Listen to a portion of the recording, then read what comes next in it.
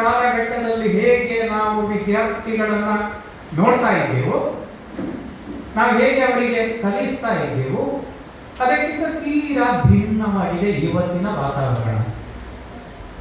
ನಾವು ಅದಕ್ಕಿಂತ ಹೆಚ್ಚು ತಿಳುವಳಿಕೆಯೊಂದಿಗೆ ನಾವು ಮಕ್ಕಳನ್ನು ಸ್ಪಂದಿಸಬೇಕಾದಂತಹ ಕಾಲಘಟ್ಟದಲ್ಲಿ ನಾವಿದ್ದೇವೆ. ಆವತ್ತಿನ ಪಾಲಕರು ಹೇಗೆ ಇರ್ತಿದ್ರು, ಆವತ್ತಿಗಿಂತ ಪಾಲಕರೇ ಇವತ್ತಿನ ಪಾಲಕರು ನೀವು ಹೆಚ್ಚು ಜಾಣರಾಗಿರಬೇಕು, ಬುದ್ಧಿವಂತರಾಗಿರಬೇಕು, ಪ್ರಜ್ಞಾವಂತರಾಗಿರಬೇಕು, ನಿಮ್ಮಲ್ಲಿ ಘನತೆ ಗಾಂಭೀರ್ಯ ಎಲ್ಲವೂ ಇರಬೇಕು ಅಂತ ಹೇಳಿ ನಾವು ಒತ್ತಿ ಹೇಳಲಿಕ್ಕೆ ಬಯಸ್ತಾ ಇದ್ದೇವೆ. ನಾನು ಕಾಲೇಜಿಗೆ ಹೋಗುವಾಗ ನಾನು ಸೈಂಟ್ ಫಿಲೋಮಿನಾದಂತಹ ಒಂದು ಶ್ರೇಷ್ಠ ವಿದ್ಯಾಸಂಸ್ಥೆಯಲ್ಲಿ ಕಲಿತವ. ಅಲ್ಲಿ ಒಬ್ಬರು ಫಾದರ್ ಸೆರಾವ್ ಅಂತ ಇದ್ದರು. ಬಹಳ ನಮ್ಮ ಈ ಸಂಸ್ಥೆಯನ್ನು ಸಂಸ್ಥಾಪಿಸಿದಂತಹ ಪರಮ ಪೂಜ್ಯ ಗಿವರ್ಗೀಸ್ ಅವರ ನೆನಪಾಗ್ತದೆ ನನಗೆ. ಯಾವಾಗ ಇಲ್ಲಿ ಬಂದಾಗ ನಾನು ಆ ಸೆರಾವ ಫಾದರ್ನ ನೆನಪು ಮಾಡಿಕೊಳ್ತಕ್ಕಂಥದ್ದು. ಅಂತಹ ಮಾನವ ವ್ಯಕ್ತಿತ್ವದ ಅವಳು ಪೇರೆಂಟ್ಸ್ ಮೀಟಿಂಗಿಗೆ ಪಾಲಕರನ್ನು ಈ ತುಂಟಾಟಿಕೆ ಎಲ್ಲ ತರಗತಿಯಲ್ಲಿ ಮಾಡಿದಾಗ ಪಾಲಕರನ್ನು ಕರೆಸುವುದು. ಈ ಪಾಲಕರಲ್ಲಿ ಎರಡು ನಮ್ಮನೆ ಕಾಲೇಜುಗಳಿಗೆ ಹೋದಾಗ, ನೀವು ಹಳ್ಳಿಯಲ್ಲಿದ್ದೀರಿ, ನೀವು ಇಲ್ಲಿಯ ಪರಿಸರದವರು, ನಮ್ಮ ಶಿಕ್ಷಕರಿಗೆ ನೀವು ಯಾರು ಅಂತ ಹೇಳಿ ಸಾಮಾನ್ಯವಾಗಿ ಗೊತ್ತಿರ್ತದೆ. ಅಲ್ಲಿ ಹಾಗೆ ಅಲ್ಲ, ಅಲ್ಲಿ ಎಲ್ಲೆಲ್ಲಿಂದ ಬರ್ತಾರೆ, ಹಾಸ್ಟೆಲ್ನಲ್ಲಿ ಇರ್ತಾರೆ, ಕಟ್ಟದ ಮೇಲಿಂದ ಬರ್ತಾರೆ, ಹೀಗೆಲ್ಲ ಕಲೀಲಿಕ್ಕೆ ಬರ್ತಾರೆ. ಅಲ್ಲಿ ಪಾಲಕರಲ್ಲಿ ಎರಡು ನಮೂನೆ ಕಾಲೇಜಿನಲ್ಲಿ. ಒಂದು ಒರಿಜಿನಲ್ ಪಾಲಕರು, ಎರಡನೇದು ಬಾಡಿಗೆಯ ಪಾಲಕರು. ಬಾಡಿಗೆಯ ಪಾಲಕರು ಅಂದರೆ ಏನದು ಅಂತ ಕೇಳಿ ಗಮ್ಮತ್ತಿದೆ. ಕೆಲವರಿಗೆ ತಮ್ಮ ತಂದೆ ತಾಯಿಯನ್ನ ಶಾಲೆಗೆ ಕರ್ಕೊಂಡು ಬರಲಿಕ್ಕೆ ನಾಚಿಕೆ ಆಗ್ತದೆ. ಪಾಲಕರ ಮೀಟಿಂಗಿಗೆ ನೀವು ಕರ್ಕೊಂಡು ಬರಬೇಕು ಅಂತ ಹೇಳಿದರೆ ಅವರು ಹೇಳುವುದಿಲ್ಲ, ಮನೆಯಲ್ಲಿ ಹೇಳುವುದೇ ಇಲ್ಲ. ಯಾಕೆಂತ ಹೇಳಿದ್ರೆ ಅವರಿಗೆ ನಾಚಿಕೆ. ನನ್ನ ಅಪ್ಪ ಬಾಕಿ ಅಪ್ಪ ಅಮ್ಮಂದಿರಷ್ಟು ಕಲ್ತಿಲ್ಲ, ಅವನ ಡ್ರೆಸ್ ಹಾಕಿಲ್ಲ, ಅವನ ರೂಪ ಹೀಗಿಲ್ಲ, ಅಥವಾ ಅವನು ಸಮಾಜದಲ್ಲಿ ಸರಿಯಾಗಿಲ್ಲ, ಈ ರೀತಿ ಹಲವಾರು ಇದರಿಂದಾಗಿ ಅವರು ಆ ರೀತಿಯ ಬಾಡಿಗೆ ಪಾಲಕರನ್ನು ಕೂಡ ಕೆಲವು ಸಲ ಕರ್ಕೊಂಡು ಬರ್ತಿದ್ರು. ಅಲ್ಲಿದೆ ಒಂದು ರಿಕ್ಷಾ ಡ್ರೈವರನ್ನು ಒಳ್ಳೆ ಸ್ವಚ್ಛವಾದಂಥ ಡ್ರೆಸ್ ಹಾಕೊಂಡು, ಇದು ನಡೆದ ಘಟನೆ, ನಡೆದ ಘಟನೆ. ಅವನಿಗೆ ಒಂದು 100 ರೂಪಾಯಿ 50 ರೂಪಾಯಿ ಕೊಟ್ಟರೆ ಆಯಿತು. ಅವನು ಬರ್ತಾನೆ, ಮಾತಾಡ್ತಾನೆ, ನಿಮ್ಮ ಮಗ ಚೆನ್ನಾಗಿ ಕಲಿಬೇಕು, ಆಯ್ತು ಸರ್ ನಾಳೆಯಿಂದ ಮಾಡ್ತೇನೆ, ನಾನು ಯಾರು ಮಾಡೋದು ರಿಕ್ಷಾ ಅಥವಾ ಇನ್ನೊಬ್ಬರ. ಗಮ್ಮತ್ತಂದರೆ ಹಾಗಿರ್ತದೆ. ಆದರೆ ಇದನ್ನು ಕೆಲವು ಸಂದರ್ಭದಲ್ಲಿ ಅದು ಎಲ್ಲವೂ ನಡೆಯುವುದಿಲ್ಲ. ಸೊ ಈ ರೀತಿ ಇರ್ತದೆ ಅಂತ ಹೇಳ್ತಕ್ಕಂಥ ನಾನು ಹೇಳಿದ್ದು. ಇಲ್ಲಿ ಯಾಕೆ ಇದನ್ನು ಹೇಳಿದೆ ಅಂತ ಹೇಳಿದರೆ, ಪ್ರಸ್ತಾವಿಸಿದೆ ಅಂತ ಹೇಳಿದರೆ, ಮಕ್ಕಳಿಗೆ ತನ್ನ ತಂದೆ ತಾಯಿ ಹೀಗೆ ಇರಬೇಕು, ಅವನಲ್ಲಿ ಒಂದು ಘನತೆ ಇರಬೇಕು.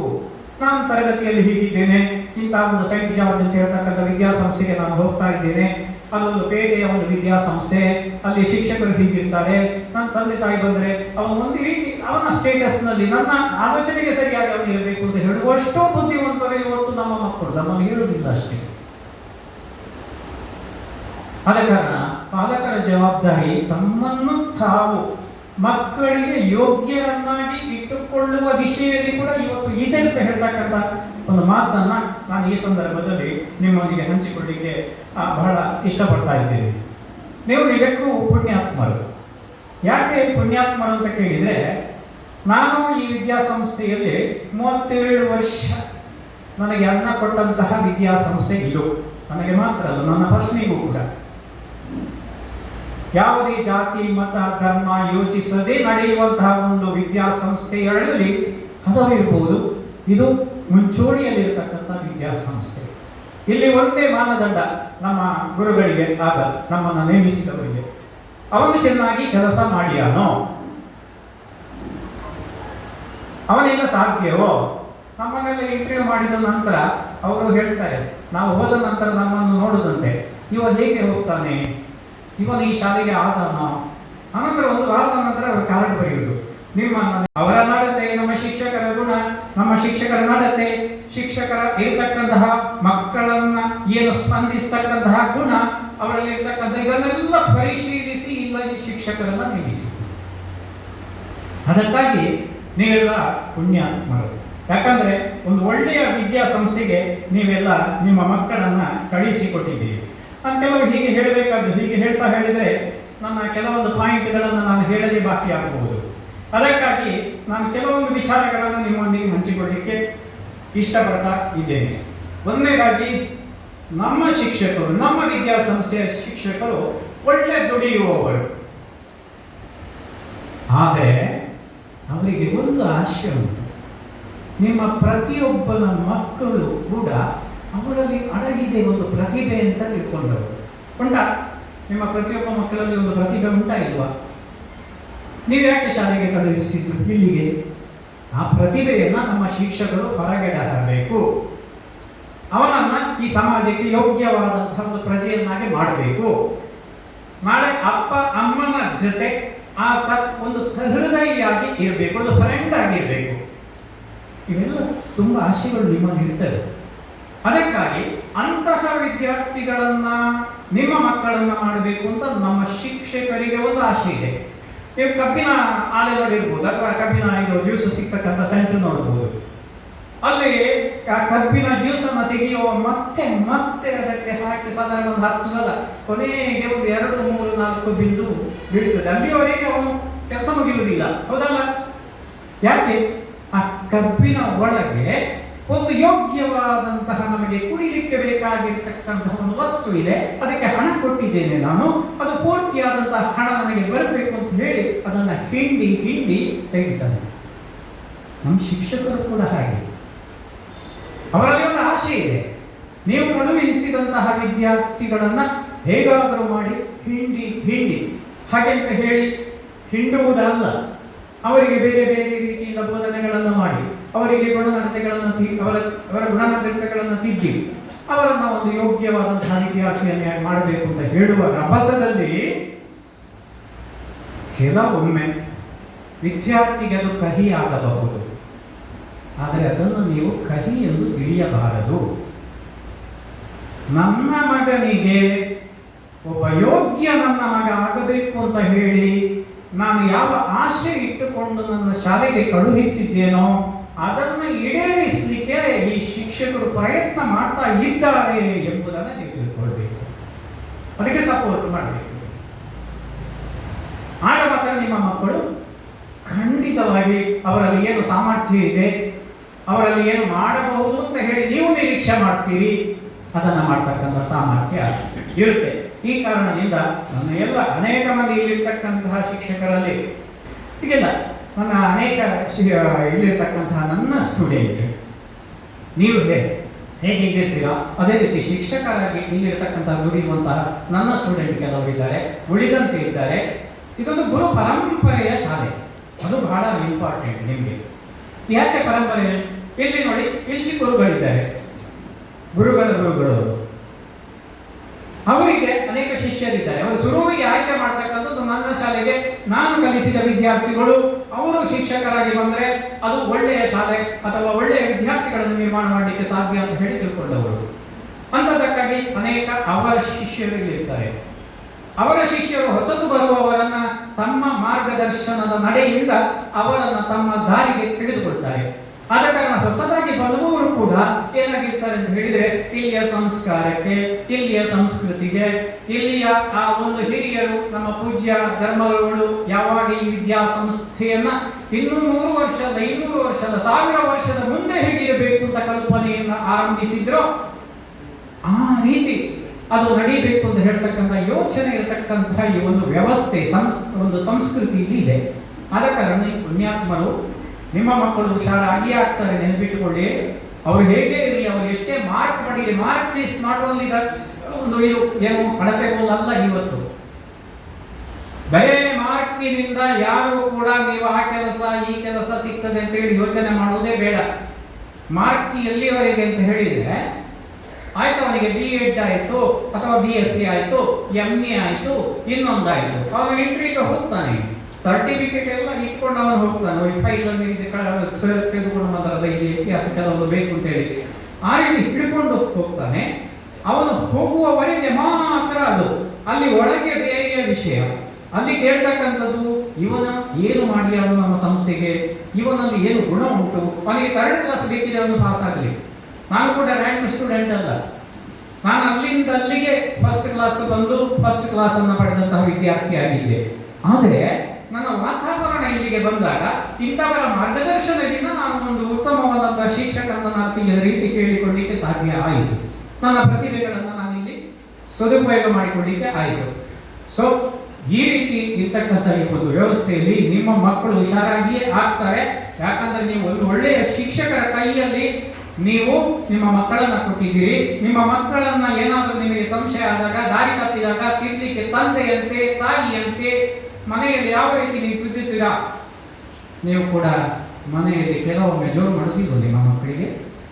ಮಾಡ್ತೀರಲ್ಲ, ಗಟ್ಟಿ ಹೇಳಿ ಮಾಡ್ತೀರಿ. ಕೆಲವೊಮ್ಮೆ ಅವನು ಲೂಟಿ ಮಾಡಿದಾಗ ಅವನು ನಾವು ಹೇಳಿದ ಹಾಗೆ ಕೇಳದಿದ್ರೆ ನೀವು ಸ್ವಲ್ಪ ಏರಿದ ಧ್ವನಿಯಲ್ಲಿ ಹೇಳ್ತೀರಾ ಇಲ್ಲ ತಂದೆಯವರೇ?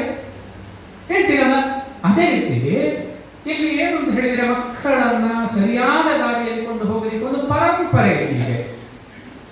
ಪ್ರತಿ ದಿವಸ ನಮ್ಮ ಶಿಕ್ಷಕರು 4-5 ಜನ ವಿದ್ಯಾರ್ಥಿಗಳನ್ನು ತನ್ನ ಬಳಿಗೆ ಕರೆಸಿ, ನಿನ್ನ ಮನೆಯಲ್ಲಿ ಏನು ಸಮಸ್ಯೆ ಇದೆ, ಏನಾದರೂ ನಿನಗೆ ನನ್ನಿಂದ ಏನಾದರೂ ಸಹಾಯ ಬೇಕಾ, ನಮ್ಮ ಶಿಕ್ಷಕರಿಂದ ಏನಾದರೂ ಸಹಾಯ ಬೇಕಾ, ನನ್ನ ಶಾಲೆಗೆ ನಿಮಗೆ ಹಿಡಿಸಿತಾ ಅಂತ ಕೇಳ್ತಾರೆ, ಪರಿಶೀಲಿಸ್ತಾರೆ, ಕೌನ್ಸಿಲಿಂಗ್ ಮಾಡ್ತಾರೆ.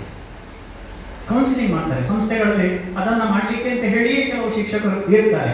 ಆದರೆ ಇಲ್ಲಿ ಎಲ್ಲರೂ ಕೂಡ ಕೌನ್ಸಿಲಿಂಗ್ ಮಾಡ್ತಕ್ಕಂಥವ್ರಿಗೆ. ಯಾಕಂತ ಹೇಳಿದ್ರೆ ಪಾಠವನ್ನ ನಾವು ಮಾಡಲಿಕ್ಕೆ ಹೋಗುವಾಗ ವಿದ್ಯಾರ್ಥಿಯ ಬಗ್ಗೆ ನಮಗೆ ಕೆಲವೊಂದು ಅನುಭವಗಳು ಬರ್ತವೆ, ಅವನ ತಪ್ಪುಗಳು ನಮ್ಮ ಅರಿವಿಗೆ ಬರ್ತವೆ. ಅವನು ಇದಕ್ಕಿಂತ ಜಾಸ್ತಿ ಜಾಣ ಆಗಬೇಕಿತ್ತು, ಅವನು ಆಗಲಿಲ್ಲ, ಏನೋ ಒಂದು ಓದ್ತಾ ಇಲ್ಲ, ಅದು ನಮಗೆ ಗೊತ್ತಾಗುತ್ತದೆ. ಇವನು ಮುಂದಕ್ಕೆ ಇಂತಹ ಒಂದು ವಿದ್ಯಾರ್ಥಿ ಆಗಬಹುದು. ಅವನನ್ನು ಇಲ್ಲಿ ತಿದ್ದತಕ್ಕಂಥದ್ದು ಹೀಗೆ ನಾವೇನು ಮಾಡ್ತೇವೆ ಅಂತ ಹೇಳಿದ್ರೆ, ವಿದ್ಯಾರ್ಥಿಯನ್ನು ನೋಡುವಾಗ ನಾವೇ ಈಗಾಗಲೇ ಸರ್ ಹೇಳಿದ್ರು, ನನ್ನ ಪಳ್ಳಿ ಹೀಗಾಗಬೇಕು ಅಂತ ನಮ್ಮ ಆಸೆ ಇತ್ತು, ಅವನದು ಬೇರೆ ಆಸೆ ಇತ್ತು ಅಂತ. ನನ್ನ ಮಗಂದು ಹಾಗೆ ಆಗಿತ್ತು. ನನ್ನ ದೊಡ್ಡ ಮಗ ತುಂಬ ಬುದ್ಧಿವಂತ ಆಗಿದ್ದ, ಅವನು ನವೋದಯ ವಿದ್ಯಾಲಯದಲ್ಲಿ ಕಲ್ತವ. ಆಗಲೇ 9ನೇ ಯೋಚನೆ ಮಾಡಿದ, ನಾನು ಯಾವ ಕೋರ್ಸಿಗೆ ಹೋಗಬೇಕು ಅಂತ ಹೇಳಿ. ಅವನಲ್ಲಿ ಟಾಪರ್, ಈಗಲೂ ಕೂಡ ಅವನ ಹೆಸರಲ್ಲಿದೆ. ಅವನು ಮತ್ತೆ NITಗೆ ಸುರತ್ಕಲ್ಲಿಗೆ ಹೋಗುವ ಸಂದರ್ಭದಲ್ಲಿ, PUC ಮುಗಿಸಿದ ಸಂದರ್ಭದಲ್ಲಿ, PUC ಒಂದು ಟರ್ನಿಂಗ್ ಪಾಯಿಂಟ್, PUC ಪಾಲಕರಿಗೆ ನೆನಪಿಟ್ಕೊಳ್ಳಿ, ಟರ್ನಿಂಗ್ ಪಾಯಿಂಟ್. 10ನೇಯಲ್ಲಿ ನಾವು PUCಗೆ ಹೋಗ್ತೇವೆ. ಅಲ್ಲಿ ನಮ್ಮ ಡಿಸಿಷನ್ ಅಂತಕ್ಕಂಥದ್ದು ನಮ್ಮ ಇಡೀ ಚರಿತ್ರೆಯನ್ನು ಚೇಂಜ್ ಮಾಡ್ತದೆ, ಮತ್ತು ಮಕ್ಕಳ ಚರಿತ್ರೆಯನ್ನು ಒಂದು ದಾರಿಯಲ್ಲಿ ಕೊಂಡು ಹೋಗ್ತದೆ. ಅವನು ಹಾಗೆ, ಅವನು PUC ಮುಗಿದು ಸೈನ್ಸ್ನಲ್ಲಿ ಒಳ್ಳೆಯ ಮಾರ್ಕ್ ಎಲ್ಲ ಬಂತ. ಹಾಗೆ CET ಮತ್ತು ಈಗಿನ ಹಾಗೆ ನೀಟ್ ಅಲ್ಲ, AIEEE ಹೀಗಿನ ಪರೀಕ್ಷೆಗಳಿಗೆ ಬರೆದ. ಅದರಲ್ಲಿ ಅವನಿಗೆ ಮೆಡಿಕಲ್ ಸೀಟ್ ಸಿಕ್ಕಿತು, ದಾವಣಗೆರೆಗೆ ಸಿಕ್ಕಿತು. ದಾವಣಗೆರೆಗೆ ಸಿಕ್ಕಿದಾಗ ನಾವೆಲ್ಲ ತುಂಬ ಸಂಭ್ರಮ ಪಟ್ಟೆವು. ಸರ್ಕಾರದ ಫೀಸು ಆಗ 35,000. ಆ 35,000 ಫೀಸನ್ನು ಕೂಡ ಕಟ್ಟಿ ಬಂದೆವು. ಸರಿ, ಅದರ ನಂತರ AIEEE ಇದು ರಿಸಲ್ಟ್ ಬರುವಾಗ ಇಂಜಿನಿಯರಿಂಗ್ಗೆ ಸೀಟ್ ಸಿಕ್ಕಿತು. ಕಂಪ್ಯೂಟರ್ನ ಎದುರು ಅಮ್ಮ ಎಂದು ಬೆಳೆದಿದ್ದಾನೆ. ಅಮ್ಮನಿಗೆ ಹೆದರಿಕೆ ಆಯಿತು, ಯಾಕೆ ಮಗ ಹೋಗಬೇಡ ಅಮ್ಮ, ನನಗೆ NITಗೆ ಸುರತ್ಕಲ್ನಲ್ಲಿ ಇಂಜಿನಿಯರಿಂಗ್ ಸೀಟ್ ಸಿಕ್ಕಿತಮ್ಮ. ಮೊನ್ನೆವರೆಗೆ ಅಮ್ಮ ಏನು ಮೆಡಿಕಲ್ ಸೀಟ್ ಸಿಕ್ಕಿತು, ಫೀಸ್ ಕಟ್ಟಿದೆ, ನನ್ನ ಮಗ ಭವಿಷ್ಯದಲ್ಲಿ ಡಾಕ್ಟರ್ ಆಗ್ತಾನೆ ಅಂತ ಹೇಳ್ತಕ್ಕಂಥ ಮಾತೆಲ್ಲ ಅವನು ಯಾರು ಹೇಳಿದ್ರು ಕೇಳದೆ ಅವನು ಇಂಜಿನಿಯರೇ ಆದ, ಒಳ್ಳೆ ಕಲಿತ. ಶಾಪಿಫೈ ಅಂತಹ ಜಗತ್ತಿನ ಶ್ರೇಷ್ಠ ಒಂದು ಕಂಪನಿಗಳಲ್ಲಿ ಕೆಲಸ ಮಾಡತಕ್ಕಂಥ ಶಕ್ತಿ ಅವನಿಗೆ ದೇವರು ಕೊಟ್ಟರು. ನೋಡಿ, ಇದು ನಮ್ಮ ವಿದ್ಯಾರ್ಥಿಗಳ ಕಥೆ. ಆದ ಕಾರಣ ನಿಮ್ಮ ವಿದ್ಯಾರ್ಥಿ ಕೂಡ ತುಂಬ ಪ್ರತಿಭಾವಂತ. ಆದರೆ PUC SSLC ಮುಗಿಸುವವರಿಗೆ ಅವನಿಗೆ ಮಾರ್ಗದರ್ಶನ ಬೇಕು. ಪೇಟೆಯಲ್ಲಿ ಆದರೆ ನೀವು ವಿದ್ಯಾಸಂಸ್ಥೆಗಳಿರ್ತವೆ, ವಿದ್ಯಾಸಂಸ್ಥೆಯಲ್ಲಿ ನೀವು 9-9ವರೆಗೆ ಹೋಗಬೇಕು. ಎಂತೆಂಥ ಕಾರುಗಳಲ್ಲಿ ಮಕ್ಕಳನ್ನು ತೆಗೆದುಕೊಂಡು ಬರುವವರು ಅಲ್ಲ, ಗೇಟ್ನ ಹತ್ತಿರ ಎಲ್ಲ ಹೋಗಲಿಕ್ಕೆ ಪುರುಸೋದಿಲ್ಲ. ಇದನ್ನು ನಾವು ಕಾಣ್ತೇವೆ. ಆದರೆ ನೀವು ಎಲ್ಲರೂ ಕೆಲವರು ಇರ್ಬೋದು, ಇಲ್ಲ ಅಂತ ಹೇಳೋದಿಲ್ಲ ನಾವು. ನೀವು ಪಾಪ ಇಡೀ ದಿವಸ ಕಷ್ಟಪಟ್ಟು ದುಡಿದು ಏನು ಸಂಪಾದನೆ ಮಾಡ್ತೀರಾ, ಅದರಿಂದ ನಿಮ್ಮ ಮಕ್ಕಳನ್ನು ಕಲಿಸಲಿಕ್ಕೆ ಪ್ರಯತ್ನ ಮಾಡ್ತಕ್ಕಂತಹ ತಂದೆ ತಾಯಿಗಳು ನೀವು ಅನೇಕ ಇರ್ತೀರಿ. ನಿಮ್ಮಲ್ಲಿ ಒಂದು ಕನಸು ಇರ್ತದೆ ಹೃದಯದಲ್ಲಿ, ನನ್ನ ಮಗ ಕೂಡ ಈ ದೇಶಕ್ಕೆ ಒಂದು ಒಳ್ಳೆಯ ಜನ ಆಗಬೇಕು, ಅವನಿಂದ ಏನಾದರೂ ಸಾಧನೆ ಆಗಬೇಕು, ಅವನು ಭವಿಷ್ಯದಲ್ಲಿ ನಮ್ಮ ಮನೆಯನ್ನು ಬೆಳಗಬೇಕು, ನನ್ನ ಮನಸ್ಸನ್ನು ಬೆಳಗಬೇಕು ಅಂತ ಹೇಳತಕ್ಕಂಥದ್ದು. ಆದ ಕಾರಣ ನೀವು ಪುಣ್ಯಾತ್ಮರಿಗೆ ಯಾಕೆ ಅಂತ ಹೇಳಿದರೆ, ಇಂತಹ ಒಂದು ತೀರಾ ಪೇಟೆಯೂ ಅಲ್ಲ, ಹಾಗೆಂತ ಹೇಳಿ ಒಂದು ಹಳ್ಳಿಯೂ ಅಲ್ಲ, ಈ ಬೆರಡರ ನಡುವೆ ಇರ್ತಕ್ಕಂಥ ಈ ಒಂದು ಜಾಗದಲ್ಲಿ ನಿಮ್ಮ ಮಕ್ಕಳನ್ನು ಬಿಟ್ಟಿದ್ದೀರಾ. ಇನ್ನು ಅದೇ ರೀತಿ ಹಿಂದೆಲ್ಲ ಹೇಳ್ತಾ ಇದ್ದೆವು, ಮಾತೃದೇವೋ ಭವ, ಪಿತೃದೇವೋ ಭವ, ಮತ್ತೆ ಯಾವುದು ಗುರುದೇವೋ ಭವ ಅಂತ ಹೇಳಿ. ಈ ಮೂರನ್ನು ಅಂದರೆ ತಾಯಿಯನ್ನ ನೀನು ದೇವರ ಹಾಗೆ ಕಾಣಬೇಕು, ಹೆತ್ತಿದ್ದಾಳೆ, ಹೊತ್ತಿದ್ದಾಳೆ, ಸಾಕಿದ್ದಾಳೆ, ಅಕ್ಷರ ಕೊಟ್ಟಿದ್ದಾಳೆ, ಸಂಸ್ಕಾರ ಕೊಟ್ಟಿದ್ದಾಳೆ, ಮೊದಲ ಅಕ್ಷರವನ್ನ ಆ ಎಂಬ ಮೊದಲ ಅಕ್ಷರವನ್ನ ಕೊಟ್ಟಿದ್ದಾಳೆ, ಹೀಗೆಲ್ಲ ಅಮ್ಮ ಅಂತ ಹೇಳಿ ನಾವು ಹೇಳಿಕೊಡ್ತಾ ಇದ್ದೇವೆ. ಇನ್ನು ಪಿತೃದೇವವ, ಅವನ ಕೆಲಸ ಏನಪ್ಪ, ಅವನು ಬೇಕಾಗಿರ್ತಕ್ಕಂಥ ಇದು ಪುಟಾಣಿ ಮಕ್ಕಳಿಗೆ ಇವತ್ತು ಕೂಡ ಅದು ಬೇಕಾಗಿದೆ, ಸಂಸ್ಕಾರ ಕೊಡಬೇಕು. ಮೊದಲ ಸಂಸ್ಕಾರವನ್ನು ಕೊಡ್ತಕ್ಕಂಥದ್ದು ಇಲ್ಲಿರ್ತಕ್ಕಂಥ ಪ್ರಾಥಮಿಕ ಶಾಲೆಯ ಮಕ್ಕಳ ಬಾಲಕರಲ್ಲಿ ನಾನು ಹೇಳ್ತಾ ಇದ್ದೇನೆ. ಒಳ್ಳೆಯ ಸಂಸ್ಕಾರ ನೀವು ಕೊಡಬೇಕು. ಮಗುವಿಗೆ ಹೇಗೆ ಹಲ್ಲು ತಿದ್ದುವುದು, ಉಜ್ಜುವುದು ಅದನ್ನು ಹೇಳಿಕೊಡಬೇಕು, ನೀವೇ ಮಾಡುವುದಲ್ಲ. ಅವನ ಎಲ್ಲ ಪುಸ್ತಕಗಳನ್ನು ನೀವೇ ತುಂಬಿಸಿ ಶಾಲೆಗೆ ಕಳಿಸುವುದಲ್ಲ, ನಿಮ್ಮೊಟ್ಟಿಗೆ ಇದ್ದು ಮಗುವನ್ನ ಟ್ರೈನಿಂಗ್ ಕೊಡಬೇಕು. ನೀವು ತುಂಬಿಸುವುದು ಹೇಗೆ, ಇನ್ನೊಂದು ಹೇಗೆ ಅಂತ ಹೇಳಿ ಅವನ ಮಿದುಳನ್ನ ವಿಕಾಸನಗೊಳಿಸುವಂತಹ ಜವಾಬ್ದಾರಿ ತಾಯಿಯಲ್ಲಿದೆ. ಅನಂತರ ತಂದೆ ಆತನಿಗೆ ಬೇಕಾಗಿರ್ತಕ್ಕಂಥ ಡ್ರೆಸ್ಸಿನ ಜವಾಬ್ದಾರಿ ಅವನು. ಅಮ್ಮ ನನಗೆ ಅವನು ಕೇಳುವುದಿಲ್ಲ ದುಡ್ಡು, ಅಪ್ಪ ನನಗಿಂತ ಡ್ರೆಸ್ ಆಗಬೇಕು. ಅಪ್ಪ ತುಂಬ ಸಿಟ್ಟಿನವರಾದರೆ ಅಮ್ಮ ನನಗೆ ಅಪ್ಪ ನನಗೆ ಹೇಳುತ್ತೇವೆ, ಹಾಗೆ ಸಾಲದ ಕೆಲವರು ಅವ ಅಮ್ಮೆರಡ ಬಂಡ ಹೀಗಿರ್ತೇವೆ ಹಂಗೆ ಮಾಡ್ಬಿಡ್ತಿದ್ದೇವೆ. ಸರಿ, ಅಪ್ಪನ ಕೆಲಸಗಳಿವೆ. ಅವನು ಅವರಿಗೆ ಬೇಕಾಗಿರ್ತಕ್ಕಂತಹ ಎಲ್ಲ ಫಿಸಿಕಲ್ ಅರೇಂಜ್ಮೆಂಟ್ಗಳನ್ನು ಮಾಡ್ತಾರೆ. ಮಾಡಿ ಬೇಕಾಗಿರ್ತಕ್ಕಂಥ ಮಗುವನ್ನು ಕರ್ಕೊಂಡು ಹೋಗ್ಲಿಕ್ಕೆ, ಕರ್ಕೊಂಡು ಬರಲಿಕ್ಕೆ ಅದು ಅವರ ಜವಾಬ್ದಾರಿ ಇರ್ತದೆ. ಆನಂತರ ಈಗ ಸ್ವಲ್ಪ ಕಾಲ ಬದಲಾಗಿದೆ. ಏನು ಅಂತ ಹೇಳಿದ್ರೆ, ಇದರ ಒಟ್ಟಿಗೆ ಇನ್ನೂ ಒಂದು ಸೇರಿದೆ. ಮಾತೃದೇವೋ ಭವ, ಪಿತೃದೇವೋ ಭವ, ಗುರುದೇವೋ ಭವ, ಮಕ್ಕಳು ದೇವೋ ಭವ. ಇವತ್ತಲ್ಲಿಯವರೆಗೆ ಕಾಲ ಸ್ವಲ್ಪ ಬದಲಾಗಿದೆ. ಯಾಕಂತ ಹೇಳಿದ್ರೆ ಇವತ್ತು ನಮ್ಮ ಮಕ್ಕಳು ಅಂತ ಹೇಳ್ತಕ್ಕಂಥವರನ್ನ ನಾವು ಕೆಲವು ತಂದೆ ತಾಯಿಗಳು ನಾವು ಸಹ ಹೆದರಿಕೊಳ್ಬೇಕಾದಂತಹ ಪರಿಸ್ಥಿತಿ ಇದೆ. ಶಾಲೆಯಲ್ಲಿ ಜೋರು ಮಾಡಿದ್ರೆ, ಶಾಲೆಯಲ್ಲಿ ಏನಾದರೂ ತಿದ್ದಲಿಕ್ಕೆ ಹೋದರೆ ಅವನು ಒಂದು ಕಠಿಣವಾದಂತಹ ತಪ್ಪು ಮಾಡಿದ ಅಂತ ಇಟ್ಕೊಳ್ಳಿ.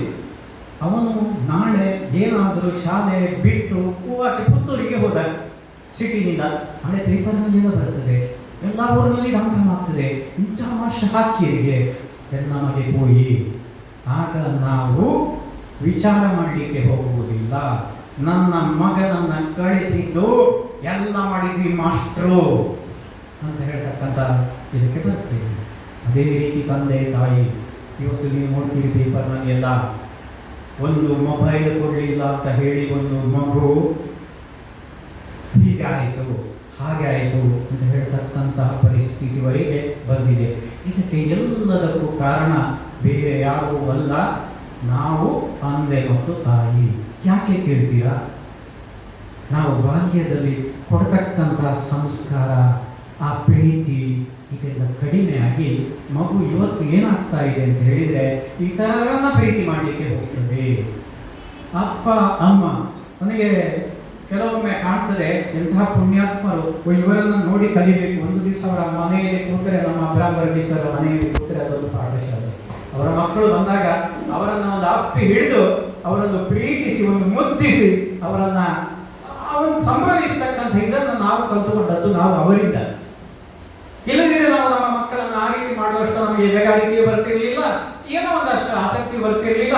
ಮಗವನ್ನ ಬಂದ ಆಯ್ತು ಕೂತ್ಕೊಂಡು ಮುಗಿ, ಹಾಗೆಲ್ಲ ಅವರಿಗೆ ಪ್ರೀತಿ ಬೇಕು. ಆಗ ದಾರಿ ತಪ್ಪುವುದಿಲ್ಲ ಅವರು. ಆಗ ಯಾವತ್ತೂ ಕೂಡ ನಮ್ಮ ಎಲ್ಡರ್ ಆ ಸಮಯದಲ್ಲಿ, ಅಂದರೆ ನಮ್ಮ ಒಂದು ಏನಪ್ಪ ನಾವು ಒಂದು ಮುದುಕರಾಗುವಾಗಲೋ ಅಥವಾ ಒಂದು ಅತ್ಯಂತ ಹಿರಿಯರಾಗುವಾಗಲೋ ನಮಗೇನಾದರೂ ಕೂಡದಿದ್ರೋ ಅವರು ಆಗ ನಮ್ಮನ್ನು ನೋಡ್ತಾರೆ. ಈ ಸಂಸ್ಕಾರ ಬರ್ತಕ್ಕಂಥದ್ದು ಬಾಲ್ಯದಲ್ಲಿ ನಾವು ಕೊಟ್ಟಂತಹ ಸಂಸ್ಕಾರದಿಂದ, ಮಗನನ್ನ ನಾವು ಗೌರವಿಸುವುದರಿಂದ ಇದರಿಂದ ಏನಾಗ್ತದೆ? ಮಕ್ಕಳಿಗೆ ಇವತ್ತು ಗೌರವ ಬೇಕಾಗಿದೆ. ಅದರಿಗೆ ಮನೆಯಲ್ಲೇ ಗೌರವ ಬೇಕು. ಅಪ್ಪ ಅಮ್ಮ ಆದವರು ಅವರಿಗೆ ಗೌರವವನ್ನು ಕೊಡಬೇಕು. ಹೇಗೆ ಗೌರವವನ್ನು ಕೊಡಬೇಕು? ಅವನು ಒಳ್ಳೆಯದಾಗಿ ಕಲ್ತರೆ ಶಾಬಾಸ್, ನೀನು ಒಳ್ಳೆ ಮನೆಗೆ ಕೀರ್ತಿ ತಂದಿಯಾ, ಈಗ ನಿಮ್ಮಲ್ಲಿ ಹೊಸದಾದಂಥ ಡ್ರೆಸ್ ನಾನು ತಂದು ಕೊಡ್ತೇನೆ, ಹಾಗೆ ಹೇಳಬೇಕು. ಅವನನ್ನು ಹಾಗೆ ಪ್ರೋತ್ಸಾಹಿಸಬೇಕು. ಹಾಗೆ ಹೇಳಿ ಅವನು ತಪ್ಪು ಮಾಡ್ತಾನೆ, ನೀನಿಂದ ನನಗೆ ಅವಮಾನ ಆಯಿತು, ನೀನು ಮಾರ್ಕ್ ಇಷ್ಟೇ ಬರೆದದ್ದು, ಎಲ್ಲರೂ ಕೂಡ ಅವರು ಅಷ್ಟು ಮಾರ್ಕ್ ಪಡೆದಿದ್ದಾರೆ, ಇವರು ಇಷ್ಟು ಮಾರ್ಕ್ ಪಡೆದಿದ್ದಾರೆ. ನೋ, ಮಾಡಬೇಡಿ, ತಪ್ಪಾಗುತ್ತೆ. ಮಗುವಿನ ಆತ್ಮದಲ್ಲಿ ಅವನಲ್ಲಿ ನಮ್ಮಂತೆ ದೇವರಿದ್ದಾರೆ. ಕೆಲವರಿಗೆ ಅದನ್ನು ತಾಳಿಕೊಳ್ಳುವ ಶಕ್ತಿ ಇರುತ್ತದೆ, ಕೆಲವರಿಗೆ ಆ ಶಕ್ತಿ ಇರುವುದಿಲ್ಲ. ಅವರು ದುರ್ಬಲರಾಗಿರ್ತಾರೆ, ನಿಮ್ಮ ಮೇಲೆ ಸಿಟ್ಟು ಬರ್ತದೆ, ನಿಮ್ಮಿಂದ ದೂರ ಆಗ್ತಾರೆ. ನೀವು ಹೇಳಿದ ಮಾತನ್ನು ಕೇಳುವುದಿಲ್ಲ, ಅವನಿಗೆ ವಿದ್ಯೆ ಹತ್ತುವುದಿಲ್ಲ. ಯಾವ ಮನೆಯಲ್ಲಿ ಸಾಮಾನ್ಯವಾಗಿ ಮಗು ಶಾಲೆಯಿಂದ ಹೋಗ್ತದೆ, ಆ ದಿವಸ ಅಧ್ಯಾಪಕರು ಆತನ ಯಾವುದೋ ಒಂದು ಕೊರತೆಗೆ, ಯಾವುದೋ ಒಂದು ತಪ್ಪಿಗೆ ಜೋರಾಗಿ ಬೈತಾರೆ, ಬೈದಿರಬಹುದು.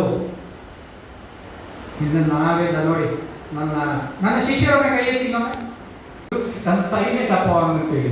ಆದರೆ ದುಬೈಯಲ್ಲಿಯೋ ಅಬುದಾಬಿಯಲ್ಲಿಯೋ ಕುಡಿತ ಮಗು ಇವತ್ತು ಫೋನ್ ಮಾಡುವಾಗ ಹೇಳುವುದೇನು ಗೊತ್ತಾ, ಸರ್ ನೀವು ಆವತ್ತು ಹೇಳಿಕೊಟ್ಟ ನನಗೆ ಲೆಕ್ಕದಲ್ಲಿ ಬರ್ತೇ ಇರಲಿಲ್ಲ ಸರ್, 10 ಮಾರ್ಕ್ ಇತ್ತು, ಆದರೆ ನೀವು ಹೇಳಿ ನನಗೆ 35 ಮಾರ್ಕ್ ಕೊಟ್ಟ ಕಾರಣ ಪಾಸ್ಪೋರ್ಟ್ ಸಿಕ್ಕಿತು, ಒಂದು ಉದ್ಯೋಗ ಸಿಕ್ಕಿತು, ನನ್ನ ಮಕ್ಕಳಿಗೆ ಅದನ್ನೇ ಹೇಳುವುದು ಅಂತೇಳಿ ಇವತ್ತು ಹೇಳ್ತಾರೆ. ಸರಿ, ಈಗ ಏನೋ ಒಂದು ಮಾಸ್ಟ್ರು ಏನೋ ಒಂದು ಬೈದರು. ಆಗ ಇವತ್ತಿನ ಮಕ್ಕಳು ಏನು ಮಾಡ್ತಾರೆ ಅಂತ ಹೇಳಿದರೆ, ನೇರವಾಗಿ ತಂದೆ ತಾಯಿಗಳ ಬಳಿ ಬರ್ತಾರೆ, ನಾನು ಶಾಲೆಗೆ ಹೋಗೋದಿಲ್ಲ. ಯಾಕೆ? ಆ ಮಾಸ್ಟರ್ ಬೈದರು. ಯಾಕಿದ್ರು? ನಾನು ಏನು ಮಾಡಲಿಲ್ಲ ತಪ್ಪು, ಆದರೂ ನನಗೆ ಬೈದರು, ಎಲ್ಲರಿಗೂ ಬೈದರು, ತುಂಬ ಅವಮಾನ ಆಯಿತು ನನಗೆ, ಹಾಗೆ ಹೀಗೆ ಅಂತೆಲ್ಲ ಹೇಳ್ತಾರೆ. ಏಕಾಏಕಿ ಕೆಲವು ತಂದೆ ತಾಯಿಗಳಿಗೆ ಒಂದು ರೀತಿ ಸ್ವಾಭಾವಿಕ ಅದು. ಯಾಕಂತ ಹೇಳಿದರೆ ಇಡೀ ದಿವಸ ಪಾಪ ಅವರು ಕೆಲಸ ಮಾಡಿ ಬರೋದು ನೋಡಿ, ಅವರಿಗೊಂದು ಆಸೆ ಇರ್ತದೆ, ನನ್ನ ಮಗ ಶಾಲೆಗೆ ಹೋಗಬೇಕು, ಪ್ರೀತಿಯಿಂದ ಅವರನ್ನು ಹೇಳಿಕೊಡ್ಬೇಕು, ದೊಡ್ಡ ಜನ ಮಾಡಬೇಕು ಅವನನ್ನು ಅಂತ ಹೇಳಿ. ಮನುಷ್ಯ ಹೇಳಿದ್ರ ಯಾಕೆ ಕೊಡ್ಬೇಕ? ಹಾಗೆ ಹೇಳುವವರು ಇರ್ತಾರೆ, ಆಯನ ಏಕವಚನ ಬಳಸುವವರು ಇರ್ತಾರೆ. ಹಾಗೆ ಮಾಡಬೇಡಿ, ಹಾಗೆ ಮಾಡಿದರೆ ಅದು ದೊಡ್ಡ ತಪ್ಪಾಗ್ತದೆ. ನಾಳೆ ನೀವು ಮತ್ತೆ ಶಾಲೆಗೆ ಕಳಿಸುವಾಗ ಇದೇ ಮಾಸ್ಟ್ರಿಂದ ಅದೇ ಮಗುವಿಗೆ ಹೇಳಿಕೊಡಬೇಕಾದಂಥ ಪರಿಸ್ಥಿತಿ ಇರುವುದರಿಂದ ಮಾತ್ರ ಅಲ್ಲ, ನಾವು ಹಾಗೆ ಮಾಡಿದರೆ ನಮ್ಮ ಮಗು ಹಾಳಾಗ್ತದೆ. ಅವನಿಗೆ ಶಿಕ್ಷಕರ ಬಗ್ಗೆ ಒಂದು ಕೆಟ್ಟ ಅಭಿಪ್ರಾಯ ಬರ್ತದೆ. ಅದೇ ಶಿಕ್ಷಕರು ಹೇಳಿದರೆ ಅವನ ಮನಸ್ಸಿಗೆ ಹಿಡಿದುಕೊಳ್ಳುವುದಿಲ್ಲ. ಆ ಶಿಕ್ಷಕರ ಬಗ್ಗೆ ಯಾವತ್ತೂ ಕೂಡ ಅವನಲ್ಲಿ ಒಂದು ರೀತಿ ವೈರುಧ್ಯದ ಭಾವನೆಗಳು ಇರ್ತವೆ. ಆದ ಕಾರಣ ಹಾಗಾದರೆ ಏನು ಮಾಡಬೇಕು? ನಾನು ಕಣ್ಣು ಮುಚ್ಚಿ ಕೂತ್ಕೊಳ್ಬೇಕಾ ಅಂತ ಪ್ಯಾರೆಂಟ್ಸಿನ ಒಂದು ಪ್ರಶ್ನೆ ಇದೆ, ನನಗೆ ಗೊತ್ತು. ಹಾಗಲ್ಲ, ಹೌದಾ ನಿನಗೆ ನೋವಾಯ್ತಾ, ಬಿಡು, ನಾನು ಮಾಸ್ಟರ್ಗೆ ಮಾತಾಡ್ತೇನೆ, ನೀನು ಅದಕ್ಕೆ ಏನಿದು ಮಾಡಬೇಡ, ಎಲ್ಲ ಸರಿ ಹೋಗ್ತದೆ, ನಾನು ಹೆಡ್ ಮಾಸ್ಟರ್ಗೆ ಹೇಳ್ತೇನೆ, ಆಗ ಅವರು ಹೆಡ್ ಮಾಸ್ಟರ್ ಅವರಿಗೆ ಸರಿಯಾಗಿ ಬೋಧನೆ ಮಾಡ್ತಾರೆ ಅಂತ ಹೇಳುವಾಗ ಮಗುವಿಗೆ ಒಂದು ಖುಷಿ ಆಗ್ತದೆ. ಬನ್ನಿ, ನಾಳೆ ಬನ್ನಿ, ಏನು ಸಮಸ್ಯೆಯಿಂದ ವಿಚಾರಿಸಿ, ತಪ್ಪು ಏನಂತ ವಿಚಾರಿಸಿ, ಆಗ ನಿಮಗೆ ಅರ್ಥ ಆಗ್ತದೆ. ನನ್ನ ಮಗುವಿಗೆ ಸರಿಯಾದಂತಹ ಒಂದು ಮಾರ್ಗದರ್ಶನವನ್ನೇ ನಮ್ಮ ಶಿಕ್ಷಕರು ಕೊಟ್ಟದ್ದು, ವಿನಃ ಅವರು ಯಾವುದೇ ಭೇದ ಭಾವದಿಂದ ಕೊಟ್ಟದ್ದು ಅಲ್ಲ. ಮಗುವಿನ ಮೇಲೆ ಯಾವುದೇ ಒಂದು ವಿಷಯದಿಂದ ಅಥವಾ ವಿರೋಧ ಭಾವನೆಯಿಂದ ಕೊಟ್ಟದ್ದು ಅಲ್ಲ. ಅವನಿಗೆ ಬುದ್ಧಿ ಬರಬೇಕು ಅಂತ ಹೇಳಿ ಕೊಟ್ಟದ್ದು ಅಂತ ಹೇಳಿ ನಿಮ್ಮ ಮನಸ್ಸಿಗೆ ಬರ್ತದೆ. ಅದಕ್ಕಾಗಿ ಪ್ಯಾರೆಂಟ್ಸ್ ಇದನ್ನು ಖಂಡಿತವಾಗಿ ಮಾಡಲೇಬೇಕು, ಮಾಡದಿದ್ದರೆ ತಪ್ಪಾಗ್ತದೆ.